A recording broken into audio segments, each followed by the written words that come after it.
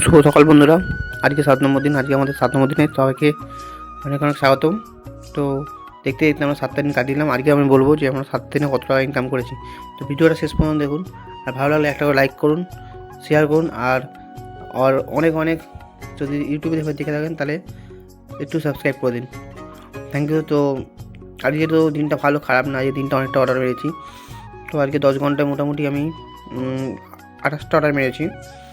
তো মোটামুটি অর্ডার ছিল, খারাপ না। আর রাত্রিতে মোটামুটি 6টার থেকে আমি গেছি অ্যামাজনে কাজ করার জন্য। আজকে আমাদের টোটাল মানে যে অর্ডার ভালো ছিল।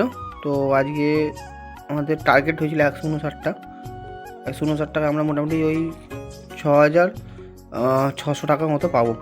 কিন্তু অনেক একটা জিনিস কি, যে এটা 6 দিনের ইনকামটা না, এটা ঠিক 8 দিনের ইনকাম, ঠিক আছে। তো একদিন ছুটি ছিল আমার, 9 দিন। তো তার মধ্যে একদিন বাদ দিয়ে 7 দিন মোটামুটি আপনি 6,000 টাকা ইনকাম করতে পারছেন। মানে এই 7 দিনে 6,000 টাকা বিগ বাস করতে, আর অ্যামাজন থেকে প্রায় 3,000 টাকা, তো 9,000 টাকা। তো আমি 7 দিনে 9,000 টাকা ইনকাম করতে পারছি। একটা এর থেকে দুটো মিলিয়ে আমি যদিও কাজ করে জানেন ভালো করে আপনারা। তো আরও ইনফরমেটিভ ভিডিও দেখতে হলে আপনারা কমেন্টে জানান, আপনারা লাইক করুন, শেয়ার করুন প্রচুর, যাতে আমার মনোবলটা বাড়ে।